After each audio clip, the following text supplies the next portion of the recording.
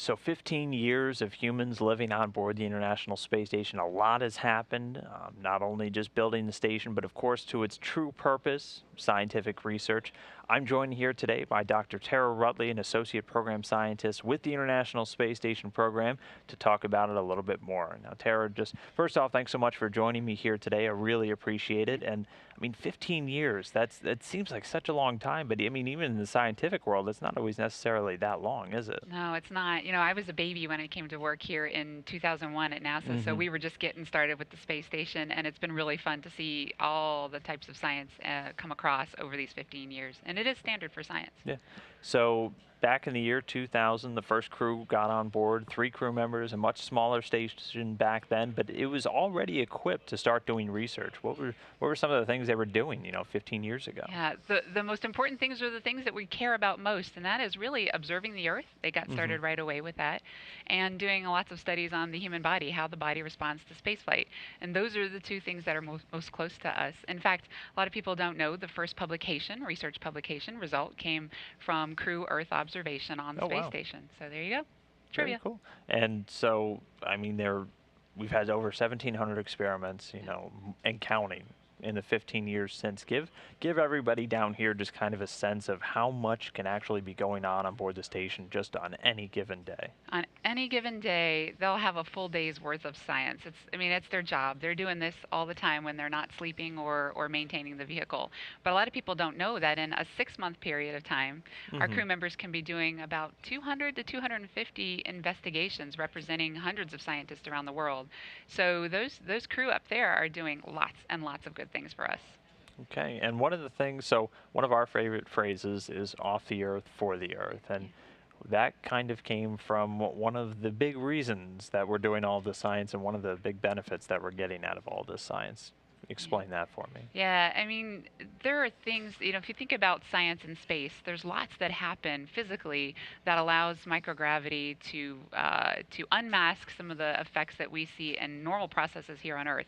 So Hmm. it's really a unique opportunity to study fluid behavior, changes in the human body, the way fire behaves, combustion, lots of different things. And so that we take advantage of that unique laboratory that you can't get here on Earth, and we do those experiments, and we do them not just to benefit those of us who want to go further and explore space, but really we get a lot back here that we can use on Earth, a lot Hmm. of new knowledge that we can use to apply changes to the way we maybe design medicines or materials and things that affect our everyday lives. Okay, you touched on some of them, so let's dive right in. Yeah. Let's kind of go through the list. So 15 years, what are some of the areas that we've really been exploring, some of the things that have come out of that? I think one of the neatest new areas to come out of space station use that benefits Earth are enabling the commercial industry to access space. So we're looking at now entire companies whose business is space.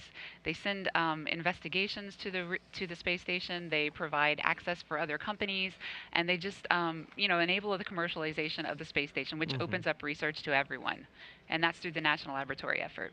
Okay, and what else going on? Another one that we really like is the water purification efforts. Space station, you got to keep your astronauts fed and give them water, clean water to drink. And some of the efforts that came from building the system for space station clean water have been now applied commercially and used all around the world in areas that can take water that's from rivers and lakes and pass it through this system that is now gravity fed. Ironically, it requires no power, and these guys can get clean water. It's drinkable around the world. Protein crystal growth is another really interesting use of microgravity, because in space you can allow these crystals, these delicate crystals, to grow nice and large. And why do we care about growing crystals? Because lots of proteins in your body, we don't understand how they work. And if we can grow them up in crystal structures, really nice, unique shape, we can get better benefits about how to make better medicines and how to attach these proteins. And so our Japanese colleagues actually were successful at sending protein crystals up into space, growing up a particular protein that's involved in the progression of Duchenne muscular dystrophy, finding out things they hadn't seen before here on Earth, and were able to make more potent forms of the treatment of Oh, wow. Duchenne muscular dystrophy. It's in trials right now. Yeah. The ultrasound, not a lot of astronauts that go to space station are actually medical doctors, so they're going to need to know how to treat themselves in the case of emergency. So we've had ultrasound techniques that have been designed to train our astronauts and telecommunicate with them in medicine in space that have now been actually applied to here on Earth. And it's new techniques, software programs that allow doctors, maybe here in the U.S., to treat patients across the globe in areas that don't have access to highly sophisticated imaging studios. Improved eye surgery with spaceflight hardware. There was an investigation that was looking at eye tracking in space. What about this for spaceflight? What's different with our bodies in spaceflight? And so new hardware that was designed to really watch how the eyes move, and that affects balances and frames of references, was actually, as it turns out, could be applied to here on the ground. And it was taken and applied to commercial use, and it helps surgeons now who are performing eye surgery track the eye movements, track the laser of the surgery during the surgery. The robotic arms that the spaceflight arms, the Canada arm that we see on station, the Dexter, were developed by Canada, and the makers of that device have actually applied it commercially to a brain surgery assist device. Now these guys can do, doctors can do surgery on the brain in areas that you can't access otherwise. You've got to get through an MRI device. Some tumors are so hidden you can't see it unless it's in an MRI.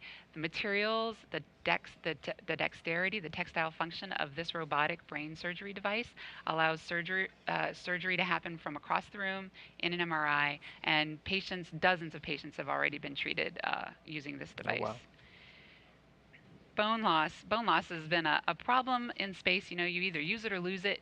And in space, there's not a lot of use because they're not walking around, so we see a lot of bone mass loss. But what we found over the years of space station research is trying out new techniques, and we found that if we increase the astronauts' vitamin D intake, we increase and make sure they take all their calories, and they use the new, what you see here, innovative advanced resistive exercise device, or ARID, high load, high impact, then we've been able to maintain bone mineral density. And that is a huge breakthrough for not just our astronauts, but for those on the ground who are aging and are looking at facing potential osteoporosis. Take these things into consideration.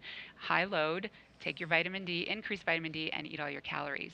We also are able to use other what we call model organisms, such as mice, to look at changes in the bone density losses and maybe apply new medicines and treatments, such as the company that produced the form of medicine called Prolia. It's used now in osteoporosis in treatment on the ground. Some of their work was done on space station to lead them to that kind of use for us today. So also interesting are some of the changes that we're seeing from the bacteria that are on the space station that we send to microgravity. Some of these bacteria tend to become more virulent or more aggressive. And in some don't do anything. But what we've seen in some cases, such as Salmonella, is a model now that we can send these bacteria up to space, expose them, get them home, and look at the genes that have made them more virulent in space. What is it about the microgravity environment that could make them more aggressive? And when we understand that, we can apply it to vaccine development here on Earth, and that's just what we're doing. We've discovered new ways to develop potential vaccines for those of us here on Earth.